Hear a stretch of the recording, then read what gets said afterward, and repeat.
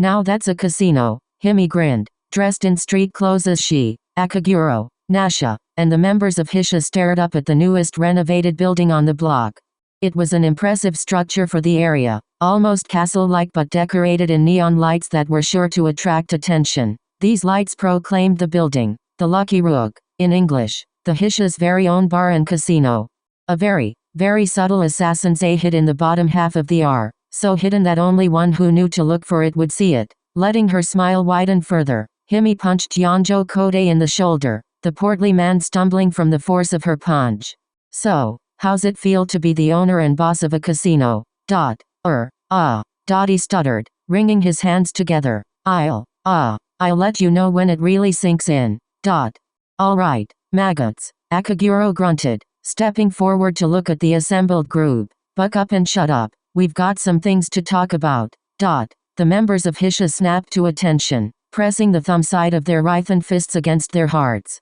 They were dressed in a mix of clothing, some in button-downs with open suit jackets, others with vests, each with the Hisha symbol, a chess rook, embroidered on the left breast. Only Hime and Nasha did not salute or wear the outfit, the pair flanking the group. We're opening this place tonight, and I expect all of you to remember the official power structure. The owner and manager of this place is Kode, and unless you're in a private meeting with myself, Eagle, or Changeling, you will act as such. Understood? Yes, boss, the men intoned. Good. He turned his attention to the other Hisha generals. Heads of security are Tachuo and Card. You may manage your teams however you wish, but any problems that arise from that are on you. Clear. Crystal. The pair nodded. Tsukego, Furu, you two are officially in the kitchens. I know you enjoy cooking, Tsukego, and Furu should be happy to have a full setup rather than that sad excuse in the basement of the General's Rest. We are ready, Tsukego bowed, the blonde beside him only inclining her head slightly. And the rest of you, Akaguro said, turning to the remaining members. I hope you've been practicing those card tricks we told you to. I know some of you plan on being security detail or kitchen staff, but you need to be ready to take over a table if something happens. Dealers can't be expected to deal all night without breaks. After all, now then, who wants to see the inside? The gang cheered, Akaguro allowing himself a small smirk as he led the group through the drawbridge-style door and into the casino. The inside was lined with red and blue velvet in a checkered pattern, the rug's dual colors contrasting well with the green of the card tables. Directly to the left of the entrance was the slot machine section, 3 back-to-back rows of the obviously rigged machines ready to be turned on. To the right were half a dozen pool tables, open for future patrons or handy Hisha in disguise, to swindle the overconfident without the house getting involved. A short walk to the back from there was the bar counter and several tables for the hungry and thirsty, the flooring around it black and white checkered tile for easy cleaning of spilled food and drink. Finally, in the back left were the poker, blackjack, and koi tables, set up so only most of them had house involvement. The walls were unpainted gray stone to give it a touch of that castle feeling, though they were decorated with paintings featuring chess pieces, card suits, Hanafuda flowers, and the like. The back of the room held doors to the back rooms for the security cameras and storage, between them a window where patrons could exchange money for chips and vice versa. The door to the kitchens was behind the bar, a small window between the rooms so whomever was bartending could pass back food orders. The bathrooms' entrances were on the other side near the pool tables.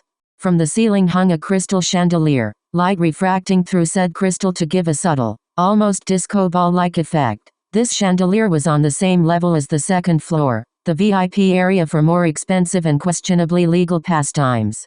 Above that, just barely visible if one craned their neck, was the railing of the third floor, an area for private affairs to be rented out at exorbitant prices.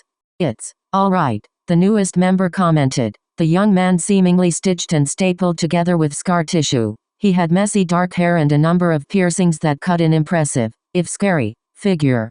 It's perfect. Iguchi smiled beside him, shoving an elbow into his friend's side. Didn't you say you wanted to learn how to be a bartender? I said I learned how to pour myself a drink to deal with my old man.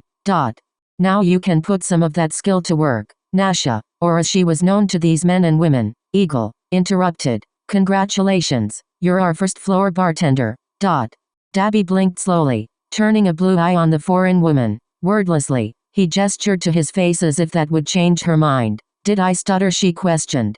Come on, Dabi, Iguchi commented. Maybe you'll enjoy it and learn to smile. Listen to drunks complain about their shitty lives. Light a couple drinks on fire. Learn to flip a bottle. The works. I still think it's a bad idea. I'd be better on the security detail. Did I forget to mention the pump action? 12-gauge shotgun hidden under the counter for dealing with violent patrons. Nasha grinned. Dabi stared at her for a moment, his eye slowly drifting to the bar and the shelves of alcohol behind it. I guess I can try it, he said, trying to not sound giddy at having discretion over a gun like that, no matter how stereotypical a bartender with a shotgun may be. That's the spirit. Iguchi laughed. All right, maggots, enough gawking. Akaguro yelled. We've got to make sure everything works properly and that you're familiar with it, don't we? Get to it. The Hisha spread out with the same enthusiasm one would expect to see in school children rather than gang members, the men testing machines, forming card games, and starting rounds of pool. Dabi hurried behind the bar, locating the shotgun Nasha had mentioned before doing anything else. Once he'd taken a moment to admire the fine piece of illegally imported American manufacturing, he placed it carefully in its hiding spot, a hidden compartment with a latch, and turned to the rows of alcohol, organizing them to his own preference with a cheat sheet telling him which bottles were worth more. Changeling, the master assassin said. Eagle, generals, a word. Of course, master, Himi answered, the seven forming a circle with him in the center of the now noisy casino. I understand this will be a serious change of pace, he started, but this is the start of our new information gathering campaign. I trust this has something to do with those so-called hidden ones that helped you convince us to bow. Furo queried. I will not deny it, Akaguro replied. That said, your job is just to gather information and keep things running smoothly. Changeling, Eagle, and I will sift through what you collect to determine what is useful, what is not, and what to investigate further. Once business is up and running, we'll determine the code words for special services, whether those are your regular clients or our allies. Kode adjusted his tie, a bead of sweat running down his face. He wiped it away with a handkerchief quickly. I will admit to still being hesitant. I never imagined I'd become even a middle manager, much less the face of a business like this. Everywhere you go in the casino, you'll be accompanied by either myself or Card, Tatao said. We'll keep you safe, so you can act all haughty and arrogant you want. The tattooed man sent a glare at his fellow general. Just remember not to turn that act on us. Alright, yes, of course. Kode nodded. Now this is a fancy place. The group turned as a voice sounded from the doorway, a woman in black and white robes sauntering in. She kept her hood up, but the front of her robes were open at the top to reveal the valley between her breasts. The only defining traits any of the Hisha could see were her full lips, the very distinct way her hips swayed when she walked, and a single mole that drew attention to her assets. She pulled out a smoking pipe and a lighter, the smell of tobacco soon filling the air as she breathed out a puff of smoke that drifted away in heart shapes. Kode felt another bead of sweat roll over his forehead. You three sure have outdone yourselves. I didn't expect to see you here, Akaguro told her. When my dear daughter told me what her students helped you with for their promotions, I just couldn't resist seeing the results on opening day for myself. She's so busy nowadays that we don't get to talk much and I find myself with a lot of free time. What? You don't have enough targets to seduce. Come now, you know I'm starting to get up there in years. Yeah right, Himi interjected. You don't look like you've aged a day over 29. And I'm still disappointed I didn't manage to snatch you away from the bloodsucker to make you my student. You go by Changeling here, yes. And what shall we call you since we aren't using names? I think Madam will do. Why are you actually here, Madam? Akaguro grunted. She had been his least favorite of those who had shown him the ropes when Usagi Ayama had first introduced him to the ways of the Brotherhood when they met while he was still acting as the vigilante Stendhal and he had not yet bullied the HPSC into giving her a hero license. He hated her lessons most likely because Madam specialized in seduction, a skill Akaguro was not so adept nor interested in. As I said, I have quite a bit of free time. When I heard we were sponsoring a casino, I figured I could plant the seeds for some alternate entertainment businesses in the future. What do you mean by that? Card demanded. Why, Beautiful men and women, of course, Madam answered easily. Red quickly overtook the faces of Kode and Tsukego as she approached, her fingers trailing up the underside of Card's chin. Her cheeks, too, turned red. Gambling and drinking is all fine and dandy, but there are some things the powerful will only let slip during pillow talk, if you catch my meaning. Have you run this by mentor? Akaguro questioned beside her. Not yet, Madam smiled, breathing out more heart-shaped smoke. Nasha felt her head starting to get light at the smell, except it didn't smell like tobacco anymore. It smelled like salty sea air and her dad's fresh-baked tamales and sun-tanning oil and lavender. She found herself leaning in slightly, the generals unconsciously doing the same. Madam breathed out again, a flash of euphoria hitting Nasha. We need to see if this business succeeds first. Stop it, Akaguro grunted, grabbing Nasha roughly by the arm. The sudden discomfort snapped her out of her daze, the sense returning to that of tobacco. Do not use your quirk on my subordinates. You're no fun. Stain, the woman pouted, correcting herself before she could use Akaguro's name despite the fact it was known who he was through the quirk registry. Since he hadn't been acting in his capacity as Stain since his injury by Kurogeri's portals and his subsequent takeover of Jinkyoshi, most people seemed to have forgotten it. She waved her pipe through the smoke, her next breath shaped like nothing. What's life without a little fun? Fun is meaningless when oppression threatens to take it away. That's when fun is most valuable, she rebuffed, trying to bop him on the stub that used to be his nose. Akaguro growled, catching the pipe with a frown. You always were a bit of a stick in the mud. You mean I was always serious? Akaguro sighed, releasing his hold. Generals, go on about your day. We'll have another meeting before we open. Of course, boss. Tatao nodded, dragging the others away. We'll be going now. Akaguro led the group of assassins to one of the tables. Dabi was nearby getting a feel of the bottles and studying recipes. Iguchi at the bar poking fun at him while a few Hisha members whose luck had already abandoned them nursed the new bartender's practiced drinks. Eagle, I don't think you've ever met, the male assassin began, gesturing to the woman while keeping his voice low. This is Master Assassin Yakubo Kayama. Her daughter is one of the UA teachers. Kayama, this is Nasha Garcia, the one apprentice Asu rescued from the Templar doghouse. So you're the American. The now named Yakubo Kayama smirked, leaning in to rest her chin on her fist. The act smushed her chest against the table. I've heard a few things about you. Interested in learning the ways of women. Don't you dare, Akaguro growled, waving a hand through the heart-shaped swirls in the air before they could reach Nasha. Honestly, how you have only one child is a mystery. Not really, his fellow master assassin waved off.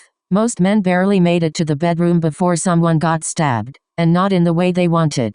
I'm much more interested in women, really. Himi blinked. But, my daughter? Not that odd. One of my Templar targets had a sleeping dust quirk I figured would merge well with my love breathing, so I let him reach the finish before finishing him off. Nemuri was the result, and I was right. Unlike my quirk, which requires that people consider me attractive, Nemu's somnambulist is most effective on those attracted to women in general. I really didn't need to know that many details, Nasha muttered. Oh, that's child's play compared to most of what we do. Initiate Garcia. That said, it is also incredibly effective. I am here to lay the groundwork for the perfect place to pass my specialty to the next generation. Universe knows my sweet Nemu is too focused on her deep cover as a hero teacher to do it properly. Something about educational moral limits that would get her fired or whatever. And you want a business for, geisha and Warren, I don't know what those are, prostitutes, Akaguro clarified in English, his voice making it clear where he stood on the matter. She wants to set up a brothel, Nasha's darker complexion went bright red at the implication while Himi's cheeks darkened slightly, but with a much less embarrassed expression. Casinos are already pushing the legality, madam. And you know we can get away with it using the same loopholes as everyone else. Stain. 200 years and they're still there because politicians enjoy the services like everyone else. She's got a point, Himi commented. Changeling, shut up, Akaguro ordered. I'll just be around for the next few hours to see how things go and if this gang of yours is worth all the resources, Yakubo said, getting back on topic. Have a good showing and we'll start to build the hottest nightlife street in Japan under the Templars' noses. The perfect information network. I think you are hoping for too much too fast. Akaguro sighed, the younger assassin's eyes bouncing between the arguing masters like one watches a tennis match. It could take months or years for proper word to spread and ensure we remain above board in the eyes of legality. We can't build too quickly or it will draw unwanted attention.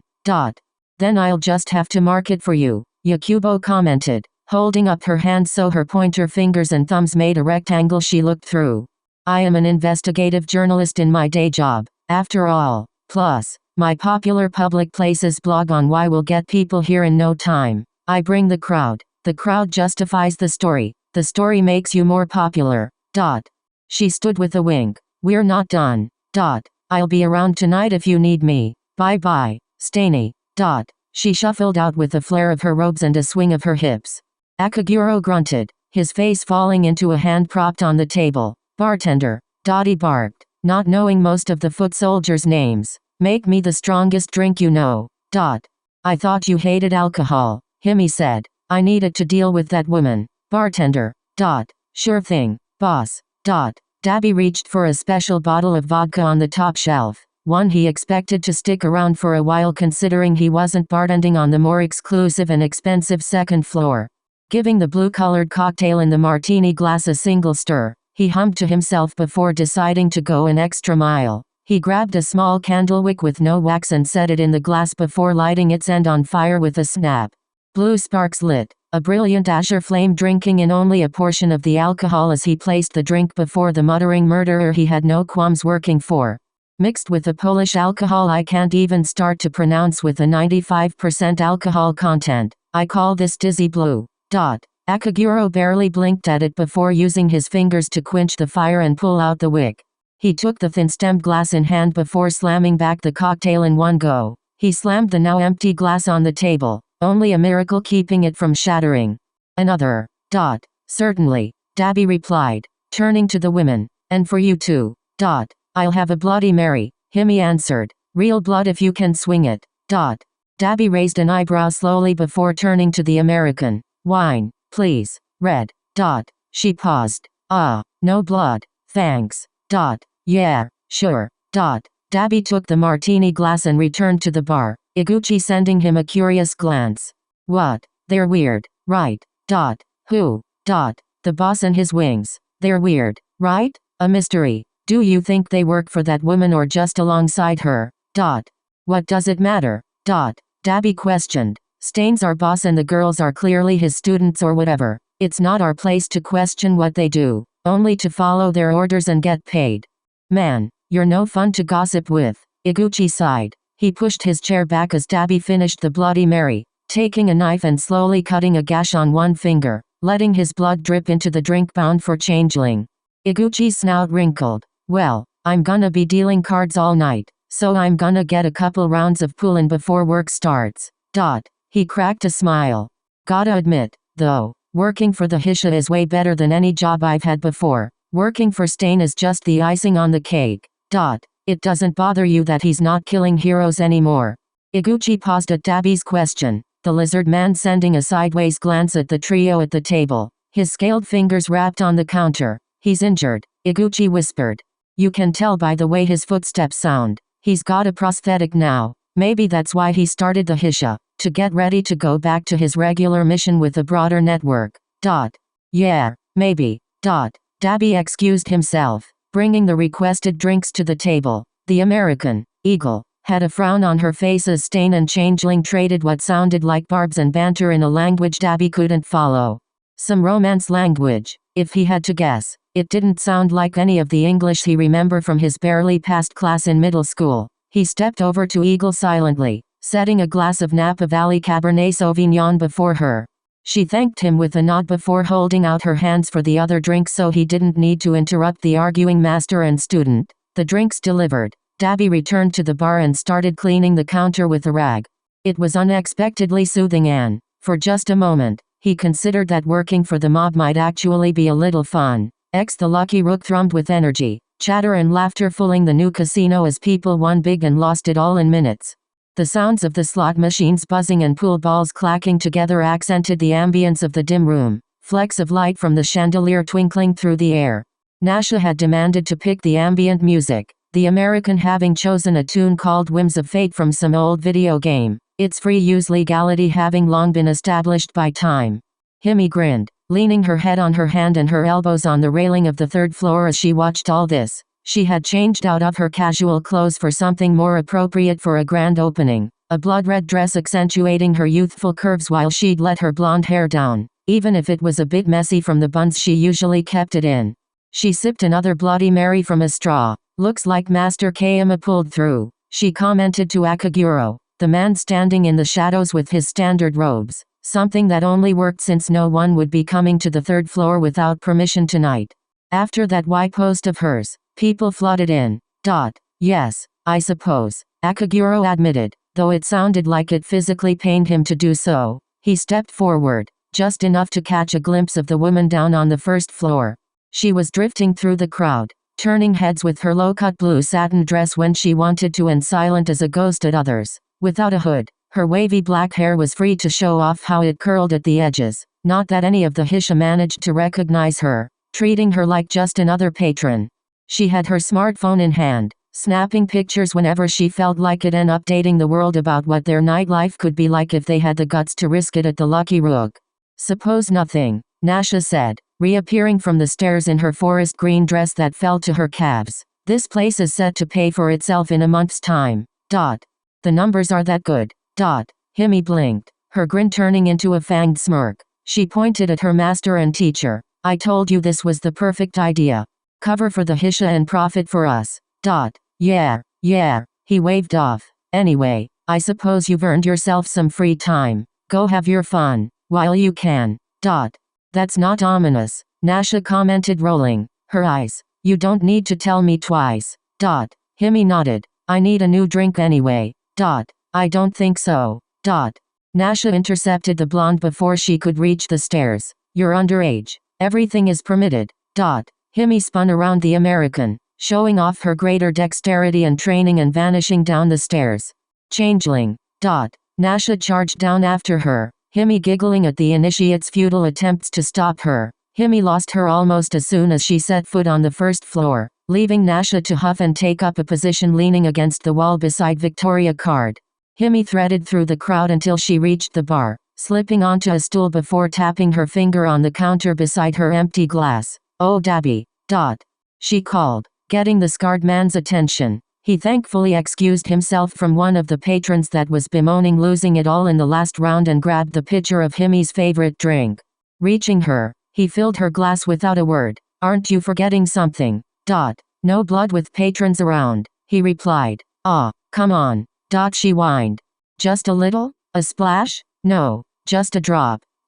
Sorry, boss orders. Damn it, the teen grumbled. She grabbed her not literal Bloody Mary and spun to take in the room. The figure that caught her eye out of the crowd was Iguchi, the smiling lizard heteromorph dressed in a nice tux as he dealt a new round of blackjack for the men at his table. The cards flipped, a man with purple hair slamming his hands on the table. You damn morph. The man raged, pointing an accusing finger at the dealer whose smile dropped into an unamused frown. Your card counting, aren't you? Quit the cheating and give me my chips, you stupid lizard. What seems to be the problem here? Card asked, having responded to the disturbance. This cheating Liz. The man began only to find another heteromorph at his shoulder, Card's bat ears twitching. I think this man may have had a few too many drinks, Iguchi suggested. I think he's overstayed his welcome, Card replied, grabbing him by the elbows. Insulting our employees is a one-way ticket out the door, bruv.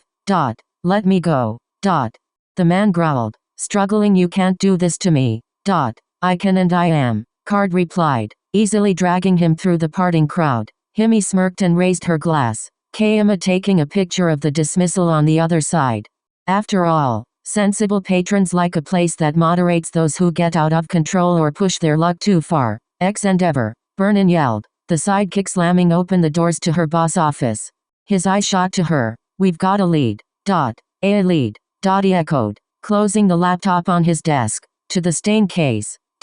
She handed over two pictures printed from what looked like a social media site. One the full picture of a man getting dragged out of somewhere and the other a zoomed-in section of the first focusing on the bar.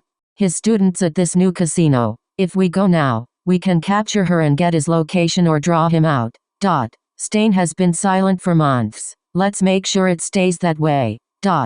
Quickly gathering the other remaining flaming sidekikers, the four pulled onto a street near Shibuya's outskirts, the castle-shaped casino, the most eye-catching building in the area.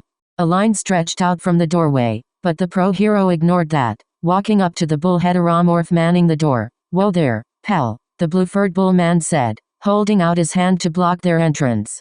"You blind or something? You can't just jump the line.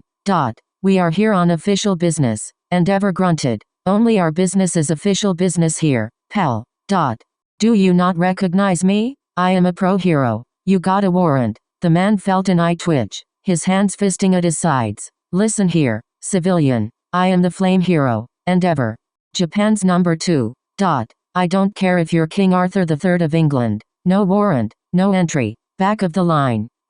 A part of Endeavor sorely wished to burn the heteromorph and the building behind him to a crisp for his lip, but that would be unbecoming of a pro such as himself, not to mention would result in his immediate suspension and arrest. So, with a growling huff, he and his sidekicks were made to wait in line. Half an hour later, they reached the building's doors once more, only there had apparently been a shift change as it was now a monkey heteromorph at the door. "ID, please. Endeavor cut himself off. "Do you not know who I am? Oh, you're the guy Dan warned me about," the monkey muttered. "Look, we treat everyone the same. ID, please. Grumbling because this useless arguing was a waste of time and getting them nowhere, Endeavor reached for his fireproof wallet, something he hadn't needed for a very long time. He pulled out his hero license. "This is official business. Grant us entrance." "Everything seems in order," the monkey man commented with a nod, his prehensile tail opening the velvet robe. "I'll need you to cancel your flames, though. Excuse me. Your fire quirk. I need you to turn it off. Only security is allowed to use their quirks in defense of the building and patrons, and we don't need you burning down our business opening night. Insurance would not be happy with us."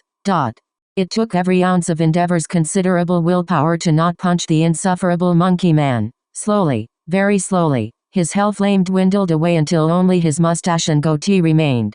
Monkey man nodded. "May Lady Luck fill your coffers in. The lucky rook, Mr. Todoroki." Finally, Endeavor stepped onto the drawbridge entrance. The flaming sidekikers made to follow only for the bouncer to shut the rope.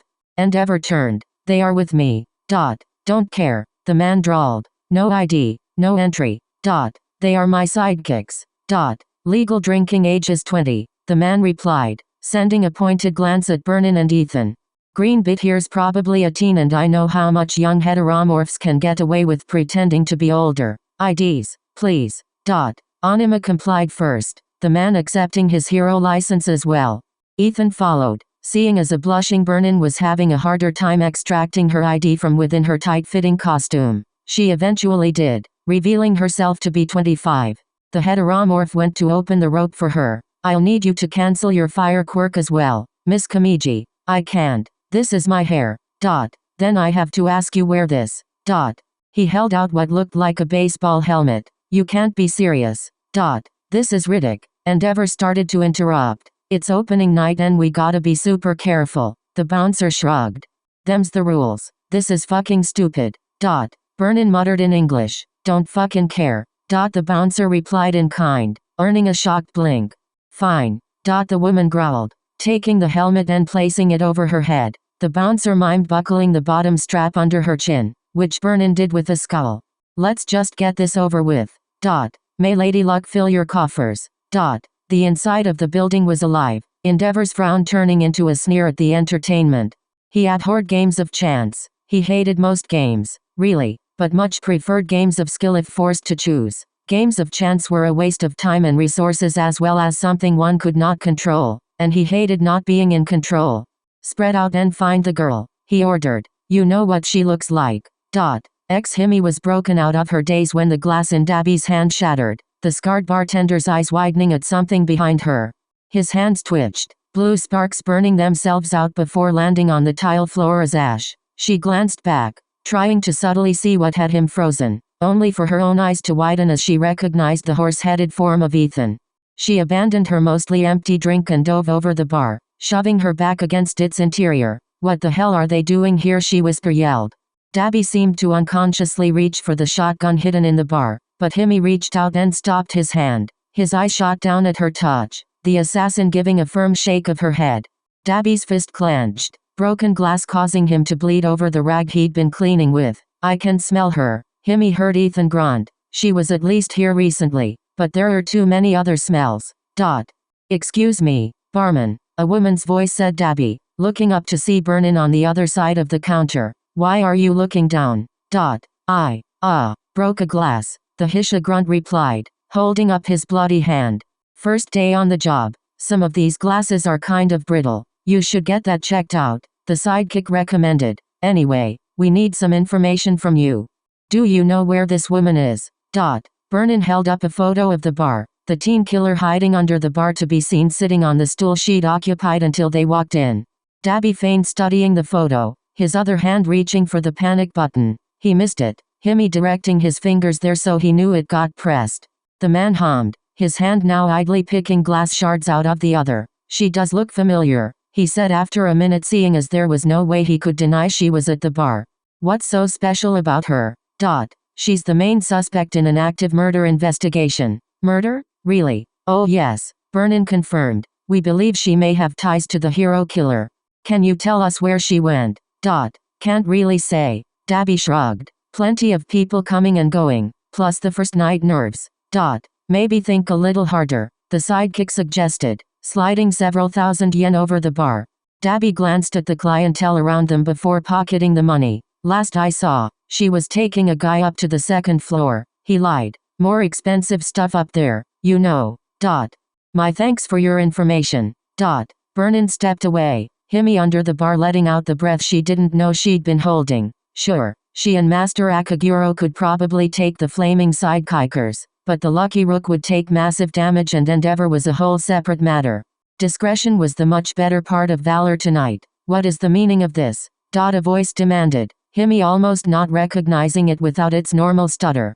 Needing to see what was happening, the assassin activated her quirk, using the blood Dabby had provided for her drink earlier that night to turn into him.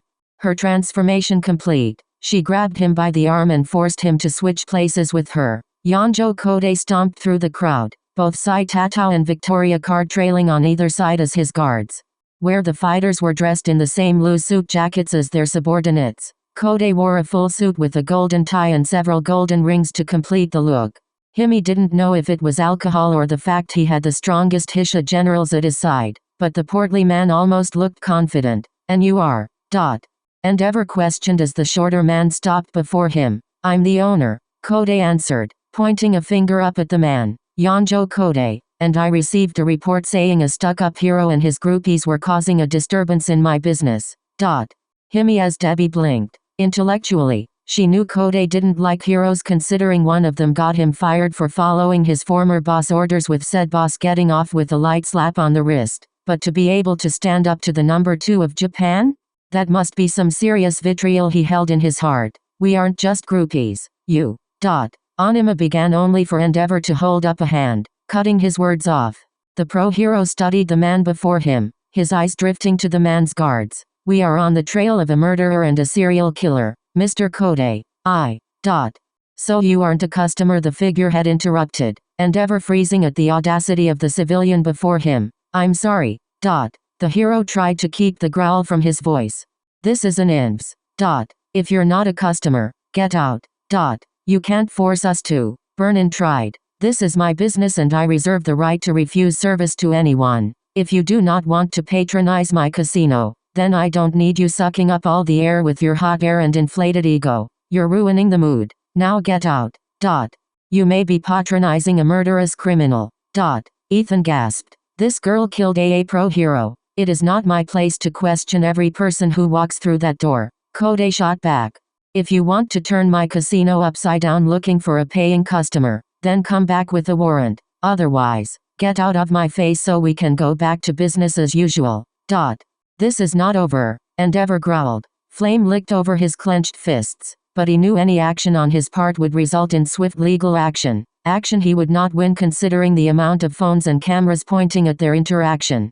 Do not delete any of your footage from tonight. We will return. He turned on his heel, the flaming sidekikers glancing back with barely concealed anger as they followed their boss to the exit. Kode glared at their backs until they were little more than figures in the street, Vernon pulling off the helmet she'd been made to wear and throwing it on the ground. Only then did Kode relax, the man staggering back until Tatao caught him with a hand on his shoulder. I didn't think you had that in you, boss, the tattooed man commented, surprised. Nice. He will be back, Card muttered. I saw his type in England. Once he thinks he has a bone, he will not let go, even if he has to go through innocent meat to get to it. Be that as it may, we can't let it ruin our opening night, Kode said, taking a deep breath to regain control of his shot nerves. He turned, raising his voice so the silent patrons and staff could hear him. Apologies for the interruption. 150 free chips to everyone here. May Lady Luck fill your coffers. A cheer rose through the Lucky Rook, a certain woman's smile turning into a smirk as she typed away at her newest post, certain that the attached video would make the casino even more of a success. She pressed send, scanning the words she'd typed as they finished uploading. And ever tried his luck? Will you? From the third floor, Akaguro watched the incident before nodding slightly. Perhaps this gang him he wanted so badly will actually prove worth the time.